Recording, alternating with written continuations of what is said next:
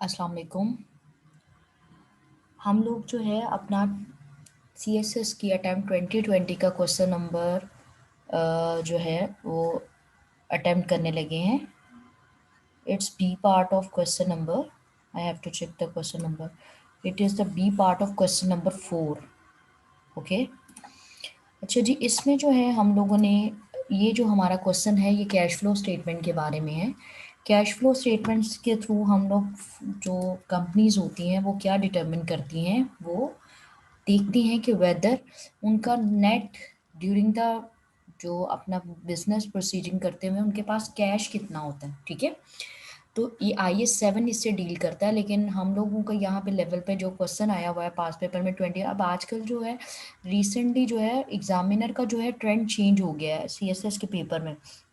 वो normal question से थोड़ा प्रोफेशनल लेवल के क्वेश्चन की तरफ आने लग गया, जैसे statement of changes in equity और स्टेटमेंट ऑफ कैश फ्लोज। पहले ये सिलेबस का पार्ट थी, लेकिन ये पहले इनके बारे में क्वेश्चन नहीं पूछे जाते थे, लेकिन अब जो है लेटेस्ट अटैम्प्ट में statement of changes in equity के बारे में भी पूछ रहा है और कैश फ्लो स्टेटमेंट के बारे में भी लेटेस्ट अटैम्प्ट में क्वेश्चन आया है। हम इसका सोल्यूशन करने लगे हैं। हमारे पास एक क्वेश्चन हम लोग रीड करते हैं। पहले माजिद इंश्योरेंस जो है, accountants have develop the following data. उन्होंने ये हमें डाटा दिया गया हुआ है, ठीक है, उसमें कैश से रिलेटेड सारा डाटा है। इससे रिलेटेड हमें क्वेश्चन में रिक्वायर क्या किया है, उन्होंने कहा है prepare margin statement of cash flow for the year ended. हमेशा जो कैश फ्लो स्टेटमेंट होती है फॉर द ईयर एंडेड होती है। ठीक है, तो हम लोगों ने 2017 जो है इनका ईयर, उसके लिए कैश फ्लो प्रिपेयर करनी है। अब कैश फ्लो जो होती है उसके करने के टू मेथड्स होते हैं, एक होता है डायरेक्ट मेथड और एक होता है इनडायरेक्ट मेथड। ठीक है, कैश फ्लो स्टेटमेंट की अगर बारे में हम लोग बात करें तो उसके बनाने के दो तरीके होते हैं। ठीक है, जो रिलेटिवली इजी मेथड होता है वो होता है डायरेक्ट मेथड। इसमें क्या होता है, हमें डाटा कैसे पता चलता है, कभी कभार तो हमें मेंशन किया होता है, कभी कभार डाटा ऐसे ही दिया गया होता है कि हम लोगों को पता चल जाता है कि ये डायरेक्ट मेथड से क्वेश्चन करना है या इनडायरेक्ट मेथड से। ठीक है, डायरेक्ट मेथड में हम लोगों को जो हमारा नॉर्मल प्रोसीजर ऑफ बिजनेस होता है, इसमें डिफरेंस जो आता है डायरेक्ट मेथड का और इनडायरेक्ट मेथड का, जस्ट वन एक्टिविटी में आता है। हम लोगों को कैश या बिजनेस के तीन तरह से हम लोगों को कैश जो है वो रिसीव होता है या हम लोग पे करते हैं अपने बिजनेस के लिए। हमारे मुताबिक जो है IS 7 के मुताबिक हमारी 3 टाइप्स की एक्टिविटीज़ होती हैं बिजनेस से रिलेटेड। एक होती है ऑपरेटिंग एक्टिविटीज़। ठीक है, ऑपरेटिंग एक्टिविटीज़ में क्या होता है, ऑपरेटिंग एक्टिविटीज़ जैसे हम लोग नॉर्मल बिजनेस है, जैसे एक हमारा नॉर्मल जो हम लोग बिजनेस कर रहे होते हैं उससे रिलेटेड जो हम पेमेंट्स कर रहे होते हैं, जैसे हम लोग अपने कस्टमर को पेमेंट कर रहे होते हैं, अपने जो है कस्टमर से हमें मिल रही होती हैं पेमेंट्स, हम लोग अपने सप्लायर्स को पे कर रहे होते हैं, हम अपने अपने एम्प्लॉयज़ को पे करते हैं। ठीक है, ये सब पेमेंट्स, इसके अलावा हम लोगों ने कोई इंटरेस्ट वगैरह हम लोग किसी कंपनी को पे कर रहे हैं या हमें इंटरेस्ट मिल रहा है अपने नॉर्मल में बिजनेस में, तो ये सारी चीज़ें क्या होती हैं, ये हमारी ऑपरेशन नॉर्मल हमारी बिजनेस एक्टिविटी का जो पार्ट होता है वो ऑपरेटिंग एक्टिविटी का पार्ट बनेगा। वो सब ट्रांजैक्शन जिसमें हम लोग कैश देते हैं या कैश लेते हैं नॉर्मल बिजनेस करते हुए में, जैसे अपने सप्लायर्स को पे करना है, ठीक है, कस्टमर से हमें पैसे मिलते हैं। ठीक है, इसके अलावा जो है हमें जो है जितनी भी नॉर्मल बिजनेस करते हुए जितनी भी हमें पेमेंट्स ऑपरेशन के दौरान जो पेमेंट्स मिलती हैं या हम लोगों को पे करनी पड़ती हैं, ठीक है, कैश मिलता है या कैश पे करते हैं, वो ऑपरेटिंग एक्टिविटीज में आता है। ठीक है, सेकंड जो आई इस कैश फ्लो स्टेटमेंट में दूसरी टाइप की जो एक्टिविटी जहां से हमें कैश पे करना पड़ेगा या हमें कैश मिलेगा, वो है इन्वेस्टिंग एक्टिविटीज। देखिए, हर बिजनेस जो है वो इन्वेस्ट करता है। ठीक है, बड़े बड़े जो बिजनेसेस हैं वो जस्ट ये नहीं कि अपने बिजनेस पे सिर्फ पैसा लगाया, वो डिफरेंट और फाइनेंसिंग के अपने डिफरेंट जो है वो अपना पैसे को यूटिलाइज करने के लिए कुछ और जगह पे उन्होंने इन्वेस्ट किया होता है ताकि उनका पैसे की वैल्यू बढ़े या वो कहीं और से भी अपने जो है पैसे को बढ़ा सकें। ठीक है, तो इन्वेस्टिंग एक्टिविटीज जो सेकंड टाइप जिसमें अ, हमें कैश मिलेगा या हम किसी को कैश पे करेंगे, वो होगा इन्वेस्टिंग एक्टिविटी, जहां हम इन्वेस्टमेंट करते हैं। ठीक है, कोई हम लोग नया एसेट खरीदते हैं, कोई नई प्रॉपर्टी खरीदते हैं, नॉर्मली इसमें नॉन करंट एसेट्स हैं या इन्वेस्टमेंट कोई हम लोग सर्टिफिकेट्स वगैरह उस तरह की जो इन्वेस्टमेंट करते हैं, उससे रिलेटेड जो एक्टिविटीज में कैश में मिलता है या जो कैश हम लोग देते हैं उनको बाय करने के लिए ऑब्वियसली कोई ना कोई कैश देना पड़ता है, तो वो सब इन्वेस्टिंग एक्टिविटीज़ का पार्ट बनता है। और थर्ड टाइप की जो एक्टिविटीज़ इसमें कैश फ्लो में हमें देखनी पड़ती हैं वो है फाइनेंसिंग एक्टिविटीज़। फाइनेंसिंग एक्टिविटीज़ ये हम अपने बिजनेस को फाइनेंस, कभी कभार ऐसा होता है कि ये नहीं होता हम 100% हम हर इंसान के पास इतना या हर बिजनेस के पास इतना पैसा नहीं होता कि वो सारा अपना ही पैसा यूज करे। कभी कभार वो अपने बिजनेस को फाइनेंस करने के लिए बाहर से भी फाइनेंसिंग करते हैं। जैसे नॉर्मली जो हम लोग देखते हैं अकाउंटिंग में, जो बेसिक लेवल पर अगर देखें, फाइनेंसिंग के दो मेथड होते हैं। यहाँ कंपनी क्या करती है, अपने शेयर्स इशू करके फाइनेंस करते हैं अपने बिजनेस को, या सेकंड वन ये होता है कि लोन लेती हैं, ठीक है, किसी दूसरे पर्सन से लोन लेते हैं हम लोग, या हम लोग अपने शेयर्स इशू करते हैं, उसके थ्रू अपने बिजनेस को फाइनेंस करते हैं, ठीक है। ये मेनली थ्री जो है हमारी एक्टिविटीज़ है जिनसे हमारा कैश फ्लो होता है, operating, investing and financing activities, ठीक है। इसके बाद हमारे पास यहाँ से हम लोग जो कैश आएगा उसकी पॉजिटिव फिगर होगी, क्योंकि हमें जो कैश मिल रहा है वो प्लस फिगर के साथ होगा, जो हम कैश पे कर रहे हैं किसी को दे रहे हैं वो नेगेटिव फिगर के साथ आएगा। फिर इन सब एक्टिविटीज़ का हम लोग यहाँ पे जितना कैश आया और जितना हम लोगों ने पे किया उनका नेट कैश फ्लो फिर हम लोग निकालते हैं यहाँ पे, ठीक है। Net cash flow from operating activities, investing activities और फाइनेंसिंग, तीनों एक्टिविटीज से जितना हमें नेट कैश फ्लो है उन सबको इकट्ठा करना है। और फिर बाद में हमें क्वेश्चन में उन्होंने कैश या कैश इक्विवेलेंट जैसे प्राइस बॉन्ड्स होते हैं, आप जितनी उसकी कैश की वैल्यू उतना ही वो होता है, कैश या कैश इक्विवेलेंट का हमें ओपनिंग और क्लोजिंग बैलेंस दिया गया होता है। और एक अच्छी बात कैश फ्लो के क्वेश्चन में, सबसे अच्छी बात जो ये है कि हम क्वेश्चन एग्जामिनेशन हॉल में ही बैठे हुए वेरीफाई कर सकते हैं वेदर हम लोगों ने ये क्वेश्चन ठीक किया है या गलत हुआ है। लाइक वेरिफिकेशन हो जाती है, किस तरह से होती है वेरिफिकेशन, ये यहाँ पे हमें क्वेश्चन में कैश एंड कैश इक्विवेलेंट का बैलेंस जो दिया हो गया होता है, ओपनिंग और क्लोजिंग जो है ये इक्वल हो जाते हैं। लाइक कि ऊपर से जितनी भी नेट कैश फ्लोज तीनों एक्टिविटीज से आएंगे उन सबको ऐड और सब्ट्रैक्ट करके, अगर पॉजिटिव वैल्यूज होंगी उनको ऐड अप करेंगे, जो नेगेटिव वैल्यूज में होंगे उनको माइनस करके उसमें हम लोग ऐड करेंगे opening balance cash and cash equivalent का, तो ये हमारे पास जो क्लोजिंग बैलेंस है उसके इक्वल आ जाएगा, ठीक है। कैसे होता है ये अब हम लोग ये क्वेश्चन करते हैं तो हमें कई चीजें और क्लियर हो जाएंगी, ठीक है। अच्छा जी, इसमें देखें ये हमारे पास जो है हम लोग क्या करेंगे कि हम लोग रैंडमली क्वेश्चन के पॉइंट्स देखते रहेंगे और वहां पे पोस्टिंग करते रहेंगे। पेपर में भी आपने इसको इसी फॉर्मेट को फॉलो करना है। आपने ऊपर जस्ट मैंने देखे हेडिंग्स मेन दी है, नीचे अंदर चीजें नहीं लिखी, तो आपने भी 4-5 लाइनें क्वेश्चन की लेंथ को देखते हुए हर हेडिंग के नीचे 4-5 जो है वो लाइन्स छोड़ देनी है, ठीक है। और उसके नीचे जो है इस तरह का फॉर्मेट बनाना है पहले, और फिर बाद में क्वेश्चन करना स्टार्ट करना है, ठीक है। अब देखें जैसे सबसे पहले है हमारे पास पॉइंट ए है परचेज ऑफ प्लांट एसेट्स, ठीक है। हम लोगों ने प्लांट एसेट एक परचेज किया, ये हमारी कौन सी एक्टिविटीज है, ये हमारी इन्वेस्टिंग एक्टिविटी है, ठीक है। इन्वेस्टमेंट हमने कहीं की है और हमने क्या किया, परचेज किया। पर जब हम कोई चीज परचेज करते हैं तो हमें कैश क्या करना पड़ता है, पे करना पड़ता है, ठीक है। परचेज ऑफ प्लांट, ठीक है। तो हम लोगों ने इन्वेस्टमेंट की है कितने की, 5940, चूंकि हमने पे किया इसलिए इसको हम लोग क्या करेंगे, नेगेटिव फिगर के साथ लिखेंगे। इसको हम इस कॉलम में शिफ्ट कर लेते हैं, ठीक है। और इसके लिए जब भी होगा हम 2 कॉलम्स बनाएंगे साथ में,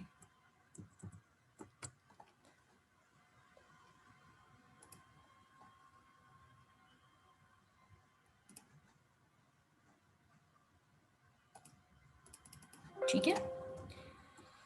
अच्छा जी, 5940 जो है वो उसकी अमाउंट का हम लोगों ने जो है वो प्लांट परचेज किया। फिर cash receive from issuance of note payable, note receivable, note payable, ठीक है। ये भी एक टाइप की हमारी इन्वेस्टमेंट होती है, ठीक है। हम लोग कहीं पे इन्वेस्ट करते हैं तो हम लोगों ने को क्या मिला है, कैश रिसीट मिली है नोट पेएबल से, ठीक है। रिसीट फ्रॉम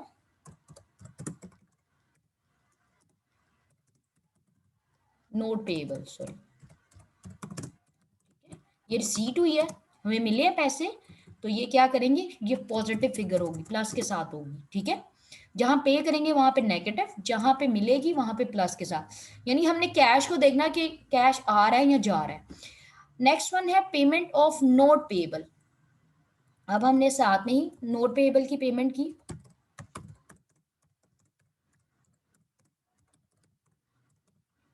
कितनी अमाउंट पे की हमने नोट पेएबल से रिलेटेड, 44,000, ठीक है। Cash receive from sale of plant asset, हम लोगों ने क्या किया है, कोई अपना प्लांट सेल किया, उससे हमें कैश रिसीट हुए, ये भी इन्वेस्टमेंट है, ठीक है, एसेट हम लोगों ने सेल किया, उससे पैसे मिले, ठीक है। तो ये कितनी अमाउंट है, 2450, चूंकि ये हमें मिले हैं इसलिए प्लस की फिगर होगी।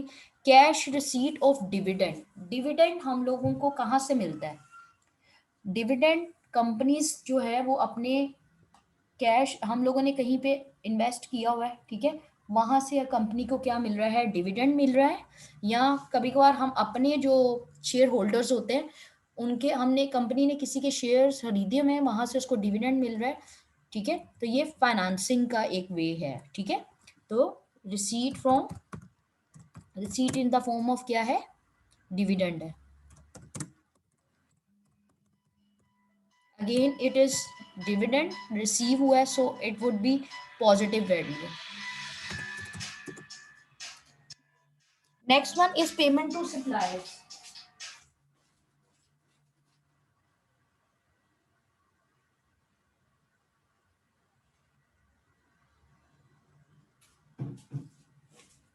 Sorry for the interruption. Next one is, next one जो हमारा पॉइंट है वो है पेमेंट टू सप्लायर। सप्लायर्स जो है ये हमारे ऑपरेटिंग एक्टिविटी का पार्ट होते हैं, इसलिए हम लोग payment to suppliers,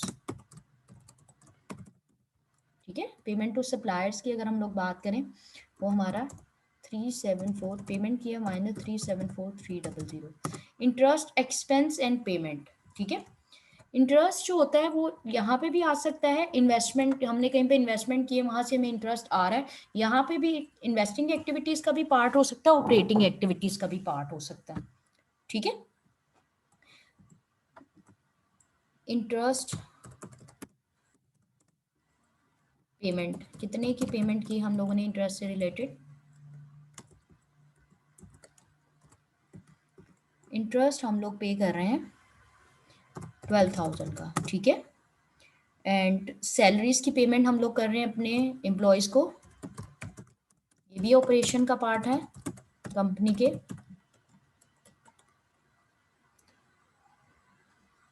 it is about 88,000, ठीक है। इनकम टैक्स जो होता है वो भी, चूंकि हम लोग बिजनेस कर रहे होते हैं, इनकम जनरेट कर रहे होते हैं, वो भी हमारे ऑपरेशन से रिलेटेड होता है, इसलिए यहाँ पे इनकम, इनकम टैक्स पेमेंट भी इधर से आएगी।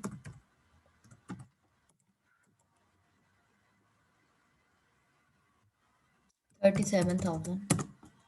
अच्छा यहाँ पे देखें, अगर आप यहाँ पे नोट करें तो यहाँ पे है income tax expense and payment. हमने एक्सपेंस को नहीं देखना कि हमारा एक्सपेंस कितना बनता है, हमने ये देखना है कैश के पॉइंट ऑफ व्यू से देखना है। यहाँ पे एक्सपेंस एंड पेमेंट, अगर यहाँ पे जैसे एक्सपेंस होता तो हम लोग ये देखते कि एक्चुअल में हमने कैश में पेमेंट कितनी की है, ठीक है। तो यहाँ पे कैश फ्लो में देखते हुए हमने पेमेंट्स को देखना है, ना कि एक्सपेंस और इनकम को देख, हमने ये देखना है कि हमारा कैश कितना एक्चुअल में इस पीरियड में कितना कैश जा रहा है या कितना कैश वापस आ रहा है हमारे पास, ठीक है। ये चीजें हमने कंसीडर करनी है, ठीक है। अच्छा जी, इसके बाद जो है नेक्स्ट वन, अगर हम लोग बात करें जो हमारा इनकम टैक्स के बाद, ये इनकम टैक्स की पेमेंट थी, ये माइनस फिगर के साथ होगी, -37,000। सैलरीज को भी नेगेटिव के साथ लिखना था क्योंकि ये भी पेमेंट है, ठीक है। पेमेंट्स को नेगेटिव के वैल्यू है क्योंकि जी हम पे कर रहे हैं, ठीक है। Next one is depreciation expense. Depreciation expense को यहाँ पे हम लोग जब कैश फ्लो स्टेटमेंट हम लोग डायरेक्ट मेथड से बना रहे होते हैं तो यहाँ पे हम लोग इंक्लूड नहीं करते, कंसीडर नहीं करते, ठीक है। लेकिन अगर हम लोग यही कैश फ्लो इनडायरेक्ट मेथड से बना रहे होते हैं, पहले भी मैं बात करने लगी थी, डायरेक्ट और इनडायरेक्ट जो मेथड है उसमें सिर्फ एक चीज का डिफरेंस है, इन्वेस्टिंग और financing activities would be same.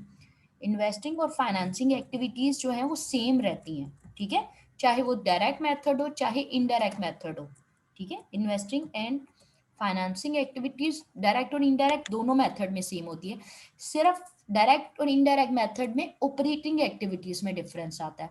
Direct method में हम लोग जो एक्चुअल सप्लायर को पेमेंट कर रहे हैं, अपने एम्प्लॉयज को जो पेमेंट कर रहे हैं, इनकम टैक्स जो पे कर रहे हैं, वो यहाँ पे लिखते हैं। इनडायरेक्ट मेथड का फॉर्मेट डिफरेंट होता है, वहां पे हम लोग नॉन कैश आइटम की जैसे हम लोग इनकम टैक्स में नॉर्मली करते हैं, उसका न्यूमेरिकल करते हुए में नॉन कैश आइटम्स जो हैं उनको माइनस कर देते हैं, और जो कैश आइटम है उनको एड अप करना होता है, तो वो एक इनडायरेक्ट मेथड से हम लोग cash flow from operating activities निकालते हैं। लेकिन फॉर द करंट सोल्यूशन हमारे चूंकि डायरेक्ट मेथड से ही पूछा गया, इसलिए हम लोग यहाँ पे उसके बारे में उसकी डिस्कस नहीं करेंगे, हम लोग जस्ट डायरेक्ट मेथड के बारे में डिस्कस करते हैं, ठीक है। इसलिए यहाँ पे डायरेक्ट मेथड में डेप्रिसिएशन एक्सपेंस जो है, चूंकि एक्चुअल में डेप्रिसिएशन में हम लोग पैसे तो नहीं, कैश की तो नहीं ट्रांजैक्शन है, कैश तो नहीं किसी को पे करते, ठीक है। ये तो आप हमने पढ़ा हुआ है, अकाउंटिंग का एक कॉन्सेप्ट है कि जस्ट हम लोग एक इमेजिनरी एक एक्सपेंस है, एक्चुअल में हम लोग पे नहीं करते ना, हम हमें कुछ मिलता है इससे, ठीक है। तो इसलिए ये कैश फ्लो का पार्ट नहीं बनेगा डायरेक्ट मेथड में। इनडायरेक्ट मेथड में डेप्रिसिएशन एक्सपेंस कंसीडर करते हैं, ठीक है। नेक्स्ट वन है कलेक्शन फ्रॉम कस्टमर। जो हमें कस्टमर से कलेक्शन मिली वो भी हमारा नॉर्मल ऑपरेशन है।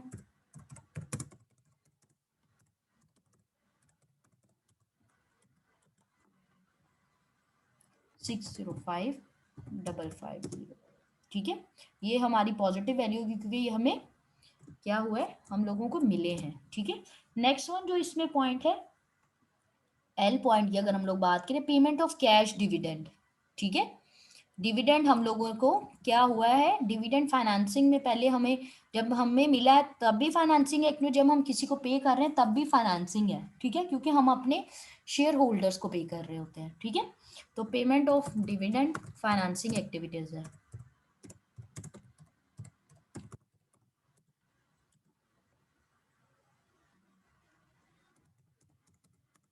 नेक्स्ट वन है cash receive from issuance of common stock. Common stock क्या होता है, शेयर्स को कॉमन स्टॉक कहा जाता है, ठीक है।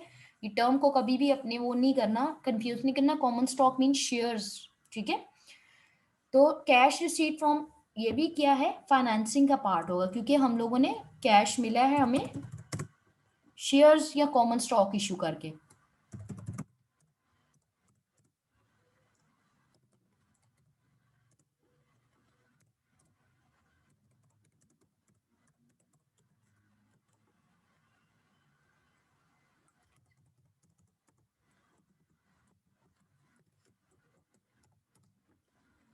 नेक्स्ट वन जो है वो है कैश बैलेंस, यानी हमें ओपनिंग और क्लोजिंग बैलेंस दिया हुआ है कैश, यानी ईयर एंड के स्टार्ट में 2016 का बैलेंस दिया गया 40,000, और क्लोजिंग बैलेंस जो हमें दिया गया हुआ है वो 121,700 है, ठीक है।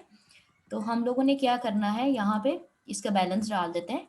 ओपनिंग बैलेंस कितना है 40,000, और क्लोजिंग बैलेंस कितना है, वो है 121,700। अभी हम लोग इसको यहाँ पे नहीं लिखेंगे, हम लोग यहाँ पे लिख लेते हैं, क्योंकि हम लोग यहाँ से वेरीफाई भी कर सकते हैं कि वेदर हमारा बैलेंस सेम आया या नहीं आया, ठीक है। अब यहाँ पे देखिए, हम लोग इन सब एक्टिविटीज़ की नेट जो है नेट कैश फ्लोज चेक करते हैं, इनके सब एक्टिविटीज़ का ठीक है कि नहीं। इन सब को सम अप करें, जो प्लस के साथ थी और जो माइनस के साथ थी, ठीक है, उन सबको एडअप किया, तो net cash flow from operating activities जो है वो 94,200 आया, ठीक है। अब इससे देखें, अगर हम लोग net cash flow from investing activity in सबको भी एडअप कर दें, नेगेटिव्स को भी और पॉजिटिव वैल्यूज को भी, ठीक है।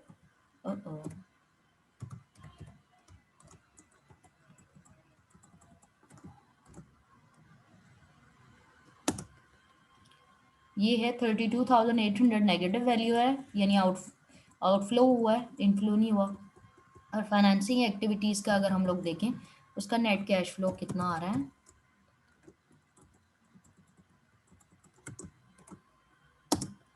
20,300, ठीक है। अब देखिए यहाँ पे जो मैं बात कर रही थी कि हम लोग वेरीफाई कर सकते हैं कि वेदर हमारा जो है वो कैश फ्लो का क्वेश्चन ठीक हुआ है कि नहीं। वो कैसे चेक कर सकते हैं कि हम लोग ये सारी एक्टिविटीज़ का जो है नेट कैश फ्लो जो है ऑपरेटिंग एक्टिविटीज़ से, ठीक है, इन्वेस्टिंग एक्टिविटीज़ से, फाइनेंसिंग एक्टिविटीज़ से, प्लस जो ओपनिंग बैलेंस है हमारा कैश फ्लो का, उस सबको ऐडअप करें। तो ये देखें बैलेंस, अगर आप देखें मैंने यहाँ पे फॉर्मूला के थ्रू ऐडअप किया, ऑपरेटिंग इन्वेस्टिंग फाइनेंसिंग के plus opening balance of cash and cash equivalent, जो ओपनिंग बैलेंस हमें कैश फ्लो का दिया, उन सबको ऐडअप किया, तो हमारा बैलेंस देखें 121,700, यही हमारा क्लोजिंग बैलेंस हमें क्वेश्चन में दिया गया, ठीक है। इट्स मीन के हम लोग यहाँ पे पेपर में ही बैठे हुए हमें पता चल जाएगा कि यहाँ पे हमारा क्वेश्चन ठीक है, ठीक है। बट आपने पेपर में इस चीज को अपने ऊपर अगर जस्ट वो एक दो फिगर एक दफा क्रॉस चेक करके देख लें, अगर क्वेश्चन आपके पास टाइम है, लेकिन आपने ये नहीं किया जिस तरह बैलेंस शीट को बैलेंस करते हैं उस तरह से इसको भी बैलेंस करने बैठ जाना है, ठीक है। मे भी एक आधी फिगर की वजह से अगर आपका बैलेंस नहीं आता, ठीक है, तो आपने इस चीज को इतना नहीं करना। आपका ये फॉर्मेटिंग, आपकी ये सारी एंट्रीज के मार्क हैं, ठीक है, ना कि इसको बैलेंस आउट करने के, जैसे हम बैलेंस शीट को बैलेंस आउट करते हैं उसके मार्क नहीं होते, ठीक है। ये था हमारा 2020 का क्वेश्चन, ठीक है, जो कि हमें क्वेश्चन पूछा गया था 10 मार्क का, ठीक है। That's all for this lecture, ठीक है। हम लोग नेक्स्ट वीडियो में अपने बाकी के पास पेपर भी डिस्कस करेंगे। Thank you so much.